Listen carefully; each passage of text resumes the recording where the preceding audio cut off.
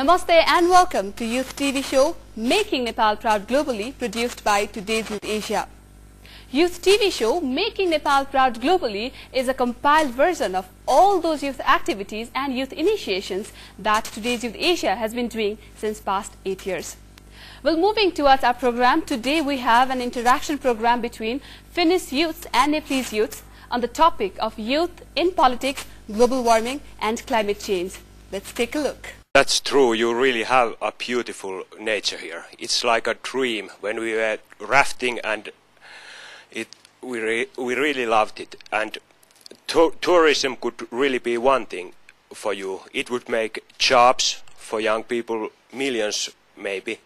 And people in Nepal, you are so open and we really love being here. It's easy to come here. In Finland we have nature too, but this is so different. And one thing that I have really loved are the Dalit people too. They are really special people. Yeah, thanks. And, as we earlier heard here today, that basically it's the rural people who causes most of the deforestation. And I think that it's also really important that there is education, and so that everyone can go to the school and you can learn about those things in the school as well. Yeah, like Anette here said, education could be one answer, and for example schools could have, as they can have anti-garbage campaigns, they could also have anti-deforestation campaigns to get people know the damage that deforestation causes to nature.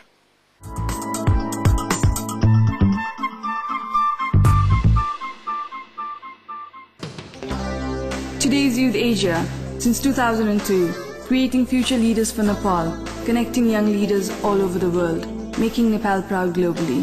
Today's Youth Asia, GPO 8975, EPC 5478, Kathmandu, Nepal. Email address youthmag@doublelink.com.np. Website www.tyasia.org.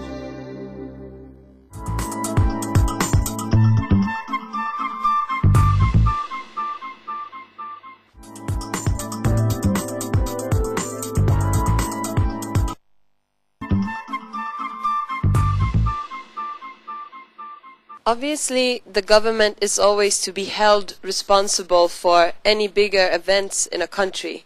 That's obvious to anybody. As I understand it right now, you're lacking a functional local government, which in fact would be much more able to handle issues such as that. Obviously, it's a very local issue. It's an issue of poverty. It's an issue of land ownership. It's an issue of education. And security, in fact. Obviously, when forests get destroyed like that, you will have increased risk for erosion and big catastrophes during big rains. And obviously, this will risk everybody's security and not necessarily just the person who set the fire. I feel that the government should take its responsibility in terms of informing people of the risks at hand, and obviously I feel that if the government at present is not doing so, obviously somebody else would be able to possibly be more able to take that responsibility, as this is now being not on the table of the present government.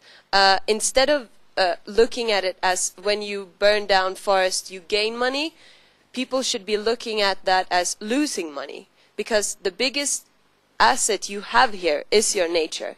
It's the rivers, it's the forest, and it's the tourist. It could be the tourist groups it could bring, the trekking opportunities, the drafting, the off-road tourism that it could bring here that would be extremely lucrative and in fact would affect positively all parts of society.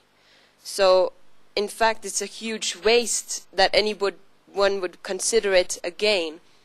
But I think that's all I want to comment on it further, but yes. Present government seems to be very much preoccupied about the constitution and making the new constitution, so I think that's one of the reasons it doesn't have the time or the energy or the will to tackle these kinds of problems in the local level.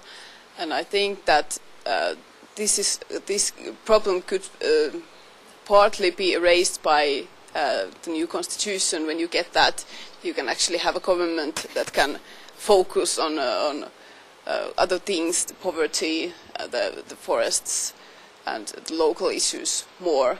But I think that it's also the problem of the generations and the older generations being much attracted to their own power and willing to keep that and cling to that, and perhaps the younger generation would be more conservative towards the nature or thinking these kinds of things. Pressure should be on the government, and it's the government principle to do these kind of things. It's their responsibility. So on this question, I feel that the pressure and the initiative shouldn't be that much on the people, because it is government job to do these kind of things, and you should pressure the government to do their job. But obviously the level of the conversation between is quite challenging here in Nepal, because, for example, in Finland, if we want our own politicians to get interested in some issue, we just can call them or send email, and the politicians also come to the places where the people are to listen to them. So that's one thing I hope will change also here in Nepal, that you all have opportunity to actually speak face to face with your politicians and tell your opinions for them.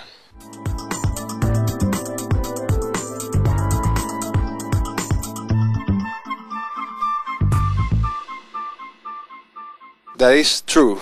The industrialized countries are responsible for the effects of climate change, and the developing countries, they don't bear as much responsibility. So the industrialized countries should financially and in other ways aid the developing nations to tackle this problem, because most of the emissions are from the industrialized nations.